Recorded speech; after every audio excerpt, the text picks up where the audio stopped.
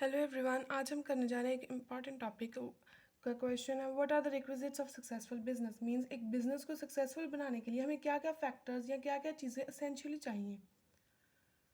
ये business organisation के BCom first का ही नहीं क्वेश्चन है, ये कि +1 में भी बड़ा ही इंपॉर्टेंट क्वेश्चन रखता है। कहते हैं जो बिजनेस है ना उसको कोऑर्डिनेट करने पड़ती हैं बड़े सारे फैक्टर्स ऑफ प्रोडक्शन को अपने ऑब्जेक्टिव को गेन करने के लिए। हमें पता है फैक्टर्स ऑफ प्रोडक्शन जो है वो 4 होते हैं। कौन कौन से? लैंड, लेबर, कैपिटल और एंटरप्रेन्योर। ये सारे ही जो हैं बड़े इंपॉर्टेंट होते हैं एक बिजनेस को जो है अच्छे से अपना ऑब्जेक्टिव अचीव करने के लिए। सारे फैक्टर्स की इक्वली इंपॉर्टेंस होती है। ठीक है जी। ये आगे pre requisites. Requisites means essentials, वो सारी चीज़ें जो हमें ज़रूरी चाहिए अपने बिजनेस को सक्सेसफुल करने के लिए। ये फ्लो चार्ट है। हम नीचे एक्सप्लेनेशन पे आते हैं। फर्स्ट है सेटिंग ऑब्जेक्टिव। कहते हैं पहला काम क्या होता है कि मैनेजमेंट ने अपना एक ऑब्जेक्टिव सेट करना होता है। हर एक बंदे को बिजनेस में पता होना चाहिए कि उसने क्या काम करना है। जब ऑब्जेक्टिव डिसाइड हो गया तो उस ऑब्जेक्टिव को अचीव करने के लिए जो वेज और मीन्स होते हैं, मीन्स जो जरिए, रास्ते, जो रिसोर्सेज अवेलेबल होते हैं, हमें उन्हें भी स्टडी करना पड़ता है और डिटरमाइन करना पड़ता है कि कौन सा ऑब्जेक्टिव अचीव करने के लिए हमें कैसा रास्ता जो है चूज़ करना पड़ेगा। ये सिर्फ मैनेजमेंट को ही नहीं करना बल्कि हर पर्सन को जो उस बिजनेस में है। नेक्स्ट आ गया प्रॉपर प्लानिंग। इसमें कहते हैं कि जो अपने ऑब्जेक्टिव जो है डिटरमाइन कर लिया उसके बाद अब जो अपना काम है ना उसको प्लान करना है हमने। मीन्स कि प्रेजेंट की प्लानिंग भी करनी है और फ्यूचर की प्लानिंग भी करनी है कि प्रेजेंट में भी हमने देखना है कि हमें क्या करना है, कैसे करना है, और फ्यूचर में भी हमें देखना है कि हमें जो ऑब्जेक्टिव है उससे हमें क्या क्या अनसर्टेनिटीज़ आ सकती हैं फ्यूचर में, और उन अनसर्टेनिटीज़ को कम करने के लिए हम पॉसिबल कोर्स ऑफ एक्शन, मतलब अब कौन सा काम कर सकते हैं कि उन्हें हम थोड़ा कम कर लें। ठीक है। इससे क्या होगा कि हम जो है अनसर्टेनिटी रिस्क के लिए जो फ्यूचर में कोई अगर हमें नुकसान भी हो रहा है तो उसके लिए हम थोड़े पहले से प्रिपेयर्ड हो जाते हैं, एस्टिमेट लग जाता है। नेक्स्ट है स्ट्रक्चर। कहते हैं जो ऑर्गेनाइजेशन है ना वो एक अरेंजमेंट है कि कैसे अपने एम्प्लॉयज़ को जो है वो टास्क असाइन करने हैं, उन्हें अथॉरिटीज़ डेलीगेट करनी है, रिस्पॉन्सिबिलिटीज़ जो है डिफाइन करनी है कि हमारा जो ऑब्जेक्टिव है ना वो हम अचीव कर लें। और एक इफेक्टिव ऑर्गेनाइजेशन सिस्टम होना बहुत ज़रूरी है कि अपने बिजनेस के सक्सेस के लिए। इसीलिए सबसे पहला डिसीजन होता है कि हमने कौन सी फॉर्म ऑफ ऑर्गेनाइजेशन चूज़ करनी है। बिजनेस फॉर्म्स ऑफ ऑर्गेनाइजेशन हमने पहले पढ़ चुके हैं। अगर आपको वो वीडियो देखनी है तो आप वहाँ से डिस्क्रिप्शन बॉक्स के लिंक से क्लिक कर सकते हैं। जो सुपीरियर्स और सबॉर्डिनेट्स हैं दोनों को पता होना चाहिए कि उनका रोल क्या है बिजनेस में। नेक्स्ट आ गया हमारे पास proper financial planning. Proper financial planning कहते हैं कि जो रिक्वायरमेंट्स है ना फाइनेंस की या उससे पॉसिबल सोर्सेज की वो भी हमें डिसाइड कर लेनी चाहिए जब हमने एंटरप्राइज स्टार्ट करना है कि हमने फाइनेंस कैसे रेज करना है। अगर तो कंपनी फॉर्म है तो शेयर्स इशू करेंगे, जहाँ हम डिवेंचर्स जो है वो इशू करेंगे। इन दोनों में से कौन सा सोर्स लेना है ऐसे पहले ही डिसाइड कर लेना बिजनेस को स्टार्ट करने से पहले। और इसका पर्पस क्या होता है कि सो दैट कि एडिक्वेट फंड्स जो हैं हम रेज कर सकें मिनिमम कॉस्ट के ऊपर। ठीक है। ऑल द टाइम्स ये नहीं हो सकता कि हम अपने काम को हैम्पर ना करें। अगर हमने अपना काम हैम्पर कर लिया तो हमें लॉस होगा। काम को हैम्पर करना मीन्स काम को रोक देना। एक फाइनेंशियल प्लान कहाँ पे डिटरमाइन करेगा कि हमें कितनी कैपिटल की ज़रूरत है, हमारे पास कौन कौन से सोर्सेज हैं, और हमारा कैपिटल स्ट्रक्चर कैसा है।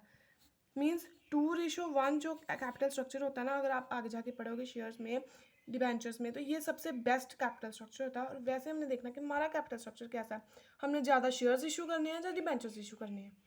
नेक्स्ट आ गया location and layout of plant. कहते हैं ये इंपॉर्टेंट डिसीजन है कि जो मैनेजमेंट लेती है जब उसने एक बिजनेस को स्टार्ट करना होता है कि लोकेशन क्या होगी हमारे प्लांट की।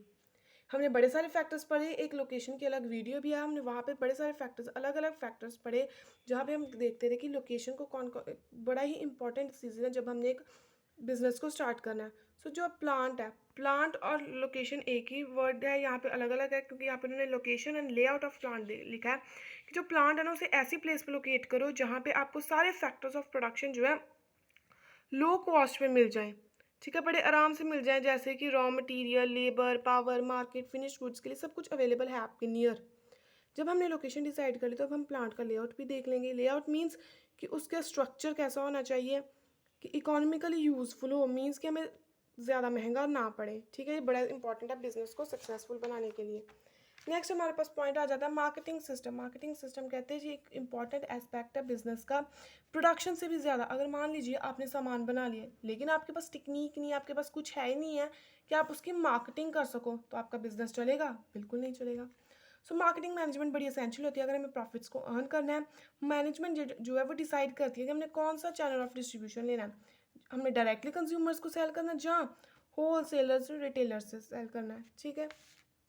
नेक्स्ट आ गया रिसर्च। कहते हैं जैसे कि चेंज आ रहा है बिजनेस में, हर डे जो रिसर्चर्स है वो new new in production methods लेकर आ रहे हैं, इनोवेशंस हो रही हैं। सो ये रिसर्च और डेवलपमेंट को भी अपनी बिजनेस में ड्यू प्लेस दो। अगर आपने ऐसा नहीं किया तो आप ये डिफ़िकल्ट हो जाएगा आपके बिजनेस के लिए सर्वाइव करना, ठीक है जी। डायनामिक लीडरशिप में आता है कि जो एक इंटरप्राइज का सक्सेस है ना, वो डिपेंड करता है हमारी मैनेजमेंट की एफिशिएंसी के ऊपर, कि वो कितना अच्छा काम कर रही है। अगर तो लीडरशिप डायनामिक है तभी ये काम हो सकता है। डायनामिक मीन्स फ्लेक्सिबल है। अगर हमारी लीडरशिप फ्लेक्सिबल है, उसमें चेंजेस आते रहते हैं।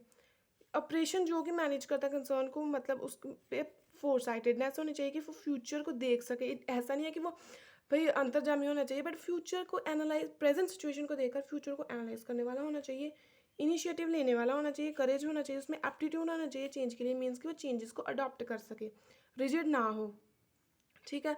नेक्स्ट आ गया, ये जो सारी क्वालिटीज़ एक लीडरशिप में होनी चाहिए अगर उसने अपना जो है प्रोग्रेस करनी है, अपने कंसर्न को आगे बढ़ाना है, ठीक है जी। और रिसर्च में अगर आपको बता दो, आपने इतना ज़्यादा नहीं इन चीज़ों को एक्सप्लेन करना, तो आप सीधी एक एग्जांपल लिखिए। इन दोनों क्वेश्चंस में जो आप फिट आ सकती है वो एग्जांपल है नोकिया कंपनी। न्यू रिसर्च हुई और क्या हुआ कि जो स्मार्टफोन्स या टच स्क्रीन्स वाले फ़ोन्स आए, लीडरशिप की अगर हम बात करें तो जो नोकिया की लीडरशिप थी वो डायनेमिक नहीं थी, उसने चेंजेस को अडॉप्ट नहीं किया। तो क्या हो गया कि नोकिया ने इन दोनों चीज़ों को नहीं अडॉप्ट किया, तो नोकिया ने जो है बड़ी पीछे चली गई, आज उसका कोई नाम भी नहीं लेता। क्योंकि जो रिसर्च हुई स्मार्टफोन्स की, इसको रिसर्च को अडॉप्ट करना चाहिए था, इनकी लीडरशिप को इस चेंज को अपनाना चाहिए था, बट इन्होंने नहीं अपनाया, इस अपॉर्चुनिटी को लूज़ किया और अपनी जो मार्केट शेयर था वो इनका बड़ा डिक्रीज़ हो गया, ठीक है जी। आपने लास्ट में कंक्लूजन लिख देने की, ये सारे फैक्टर्स जो है ज़रूरी होते हैं एक सक्सेसफुल बिजनेस के लिए। इससे हम प्रॉफिट्स इंक्रीज कर सकते हैं और पर कैपिटा कॉस्ट को रिड्यूस कर सकते हैं। So this was all about requisites of successful business. अगर आपको और बड़ा करना तो आप यहाँ पे एक मीनिंग, फीचर्स, ऑब्जेक्टिव्स लिख सकते हैं, जो कि आपको डिस्क्रिप्शन बॉक्स में दूसरी वीडियो का लिंक मिल जाएगा। आई होप आपको ये समझ आया हो। चैनल को सब्सक्राइब, वीडियो को लाइक, शेयर और कमेंट ज़रूर करना कि आपको ये वीडियो कैसी लगी। Thank you.